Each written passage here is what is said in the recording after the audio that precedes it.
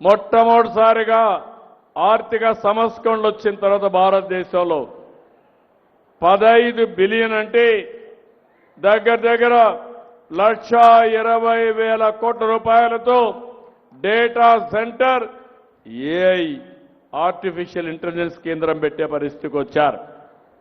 ఇది ఒక వినూత్నమైన కార్యక్రమం. టీసీఎస్ వచ్చింది, కాగ్నిజెంట్ వచ్చింది, భోగాపురం విమానాశ్రయం వస్తుంది.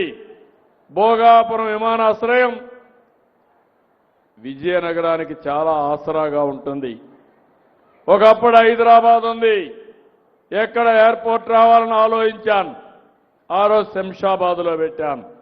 దానికి కారణం అటు మహబూబ్నగర్ జిల్లా, రంగారెడ్డి జిల్లా, నల్గొండ, విజయవాడ, కర్నూలుకి సెంటర్గా ఉంటుందని పెట్టాను. ఈరోజు హైదరాబాద్ అభివృద్ధి అయిందంటే ఆ విమానాశ్రయమే కారణం అని చెప్పి మరొక్కసారి మీ అందరికీ విజ్ఞప్తి చేస్తున్నా. ఇప్పుడు నేను పెట్టే విమానాశ్రయం భోగాపురంలో వస్తుంది.